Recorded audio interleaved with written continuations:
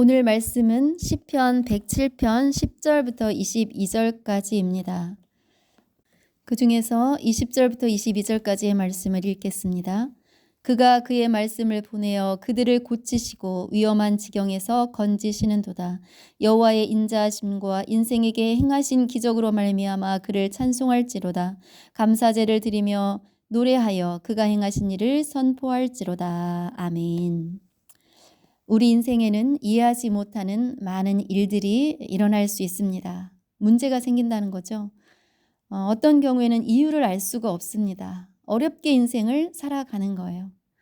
돈 문제, 건강 문제, 자녀 문제, 또 관계의 문제. 어떤 일들은 해결이 잘 되기도 하지만 어떤 경우에는 해결이 안 되는 거예요. 그래서 문제 속에서 문제의 인생을 계속 살아가게 됩니다. 왜 인생에 문제가 생기는가? 왜 문제가 생기고 그 문제가 생겼다면 어떻게 해결을 할 수 있을까? 성경은 문제 해결을 어떻게 하라고 말씀하시는가? 오늘 이 말씀을 통해서 다 해결받는 놀라운 일이 일어나기를 간절히 원합니다. 우리 본문 말씀 10절의 말씀을 읽어보면 사람이 흑암과 사망의 그늘에 앉으며 곤고와 쇠사슬에 매임은 아멘. 사람이 묶여 있습니다. 어디에 묶여 있느냐? 흑암과 사망에 묶여 있는 거예요. 쇠사슬에 매여 있는 거예요. 어디를 갈 수가 없어요. 막힌 상태죠. 왜 그렇게 되었냐? 17절에 이렇게 말씀하고 있습니다. 미련한 자들은 그들의 죄악의 길을 따르고 그들의 악을 범하기 때문에 고난을 받아. 아멘. 악을 행했기 때문이다. 그들이 죄악의 길을 따랐기 때문이다. 라고 말씀하고 있어요. 그래서 고난을 받고 있는 거다. 그래서 질병 가운데 있는 거다. 유대인들은 병을 죄의 결과로 보았습니다. 병원에 가면 아픈 사람들이 엄청 많죠? 그래서 병원에 가서 치료를 받습니다. 교회에 아픈 사람들 많습니다. 몸이 아픈 사람, 환경이 어려운 사람, 누군가의 도움이 절대적으로 필요한 사람들이 많습니다. 주님의 도우심이 필요한 거죠. 12절은 이렇게 말씀하고 있습니다. 그러므로 그가 고통을 주어 그들의 마음을 겸손하게 하셨으니 그들이 엎드러져도 돕는 자가 없었도다. 아멘. 그가 고통을 주어 고통을 하나님이 주셨다라고 하는 거예요. 고통을 주어서 왜 주었냐? 마음을 겸손하게 하려고. 그들이 고통 가운데 있는데 그들이 엎드러져도 돕는 사람이 없다는 거예요. 이런 지경에 있을 때에 하나님만을 바라보란 거죠. 하나님을 바라봐라. 우리에게 고통을 주어서 겸손하게 하십니다. 사람이 얼마나 악한지 웬만해서는 말을 안 들어요. 고통을 주어야 하나님 앞에 겸손해집니다. 왜 나에게 이런 고난이 많이 오는가? 겸손해지라고. 연단이 계속되는 이유는 겸손하게 하나님 앞에 돌아오라는 사인입니다. 사람이 고난이 크면 어떤 상태가 됩니까? 18절의 말씀을 보면은 그들은 그들의 모든 음식물을 싫어하게 되어 사망의 문에 이르렀도다. 아멘. 여러분, 마음이 너무 힘들면 음식이 입에 안 들어갑니다. 음식을 싫어합니다. 못 먹는 거예요. 먹지 못하니까 그의 마음도 사망이고 그의 육신도 사망입니다. 정말 죽을 것 같은 거예요. 여러분, 구약 성경에 욥이 그랬잖아요. 욥기 33장 20절부터 22절에 보면 그의 생명은 음식을 싫어하고 그의 마음은 별미를 싫어하며 그의 살은 파리하여 보이지 아니하고 보이지 않던 뼈가 드러나서 그의 마음은 구덩이에 그의 생명은 멸하는 자에게 가까워지느니라. 그러니까 사는 게 아닌 거죠. 시편 102편 4절과 5절의 말씀에도 내가 음식 먹기도 잊었으므로 내 마음이 풀같이 시들고 말라 버렸사오며 나의 탄식 소리로 말미암아 나의 살이 뼈에 붙었나이다. 아멘. 음식 먹기를 잊었다. 음식을 먹지 못할 정도로 그 마음이 힘들다는 거죠. 이렇게 힘든 연단이 왜 왔다고 성경은 말씀하고 있습니까? 11절에 본문 11절에 보면 하나님의 말씀을 거역하며 지존자의 뜻을 멸시함이라.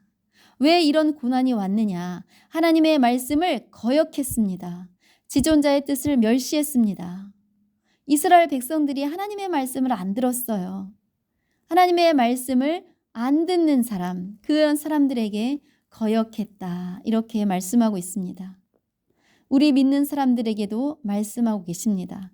너희들이 하나님의 말씀을 거역했다. 그 뜻을 멸시했다. 너희가 불순종하니까 이제 어려운 일을 통해서 하나님 앞에 더 돌아오게 할 것이다.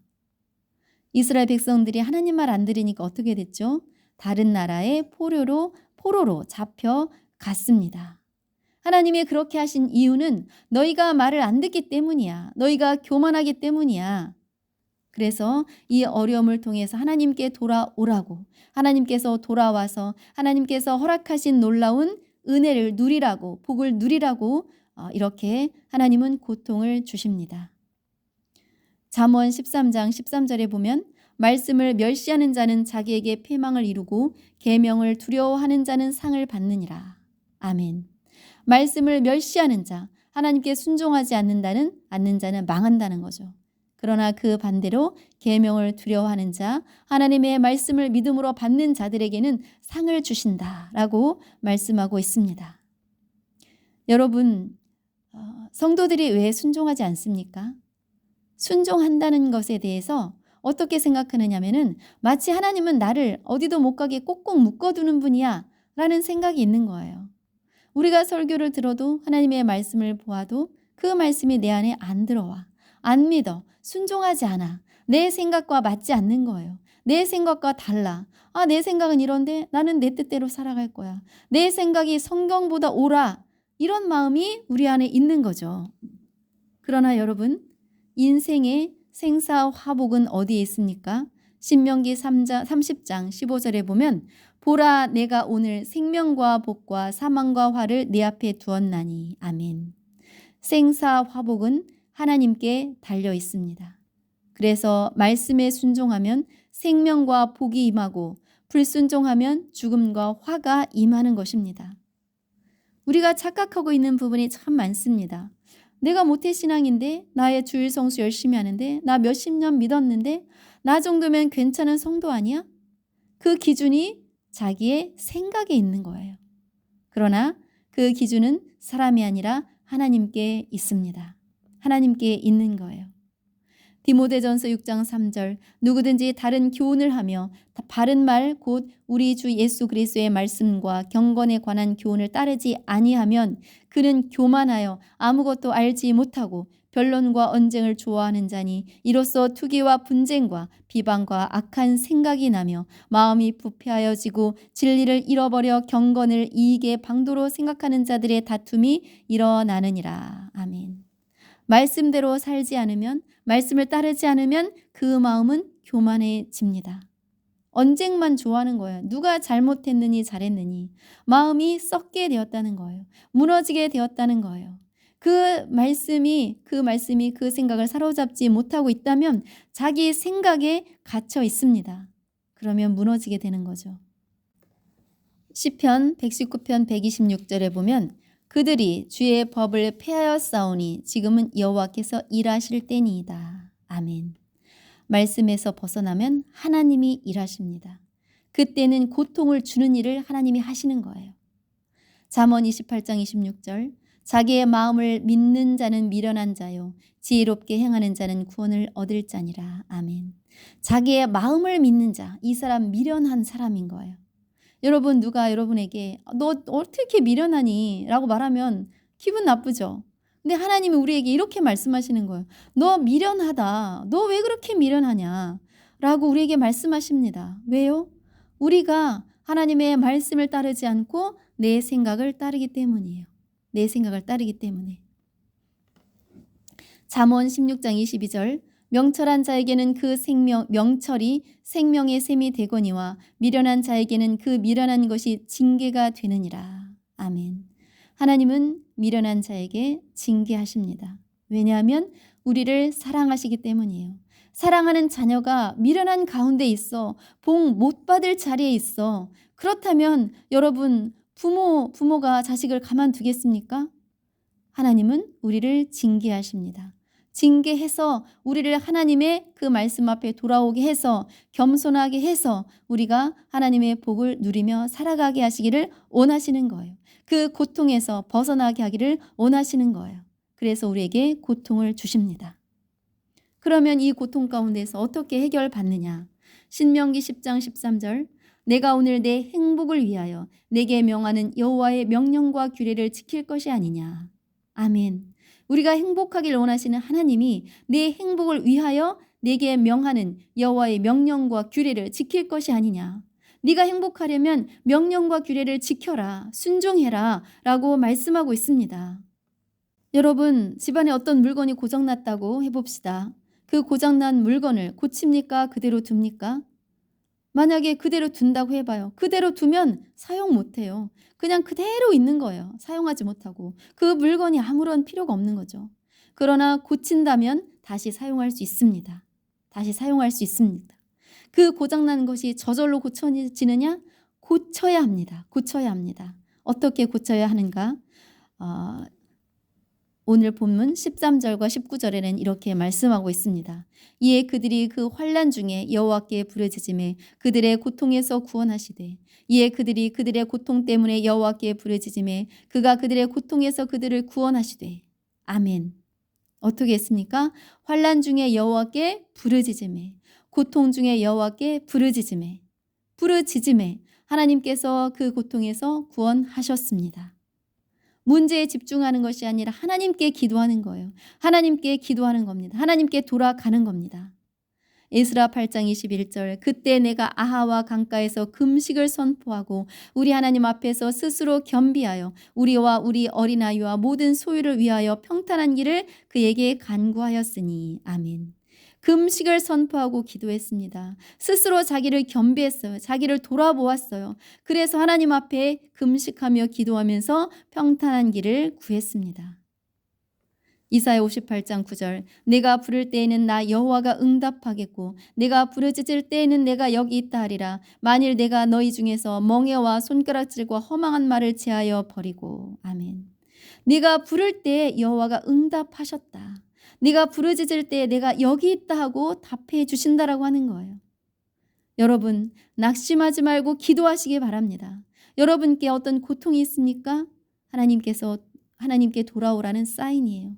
하나님 앞에 기도하시기 바랍니다.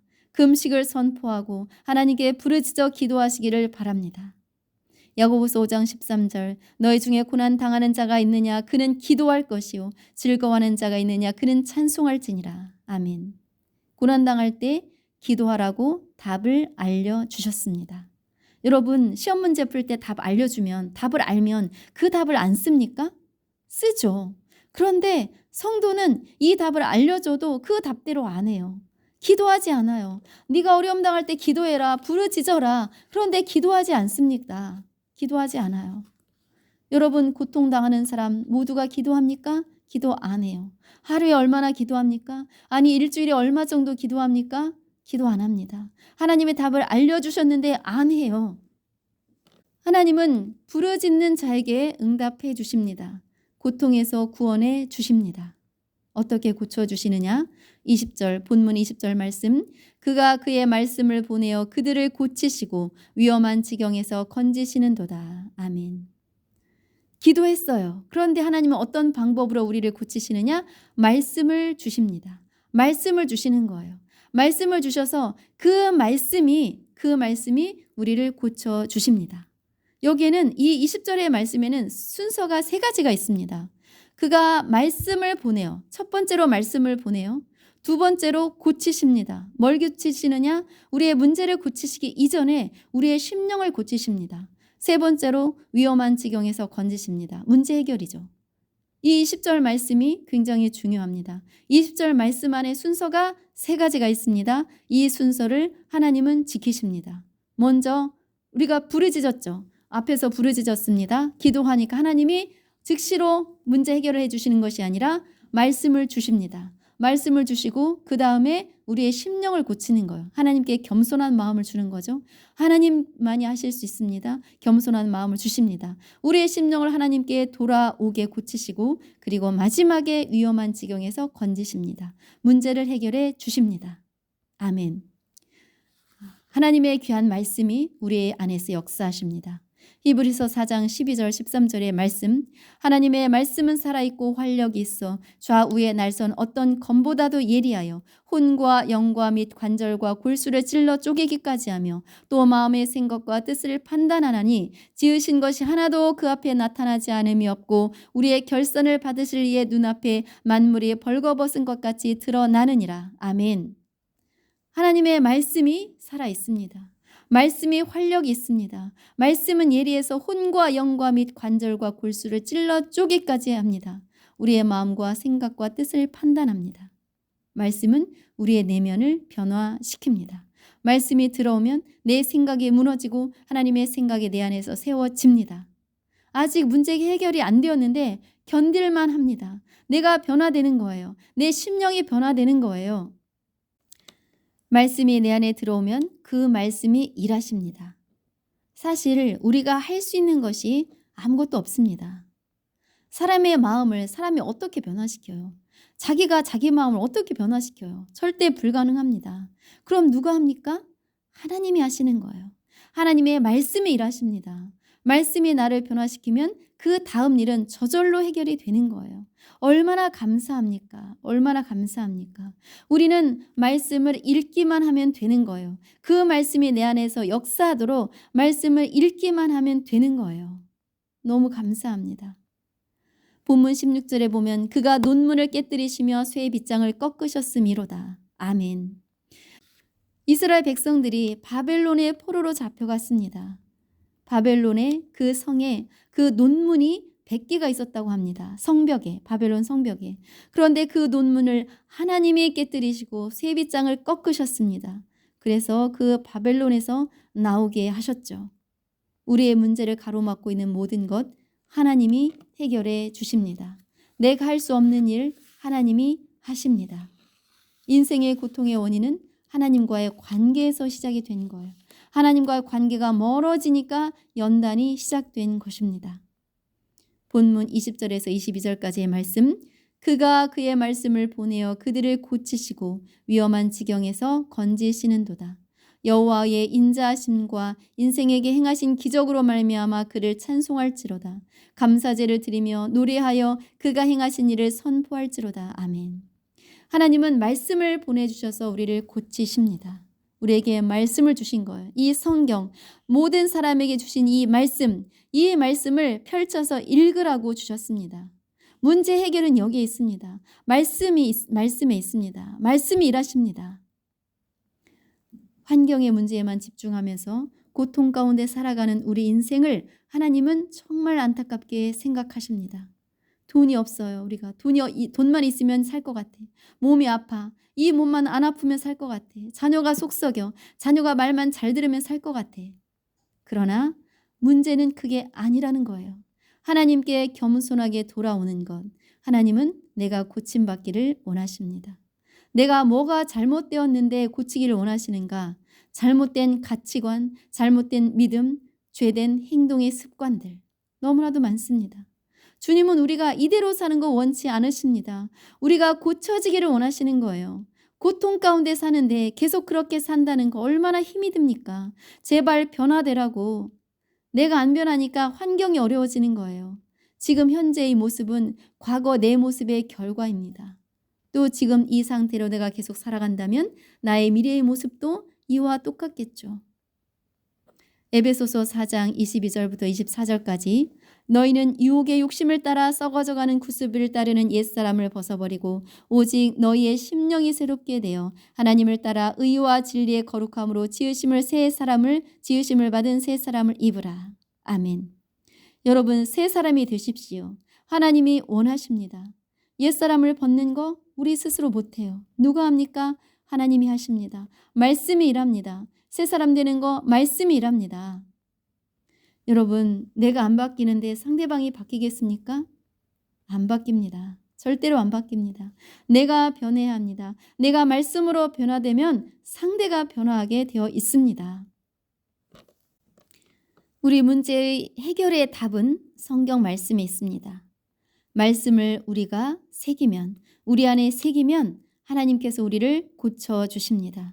말씀을 새기면서 기도할 때 하나님께서 우리를 고쳐주십니다.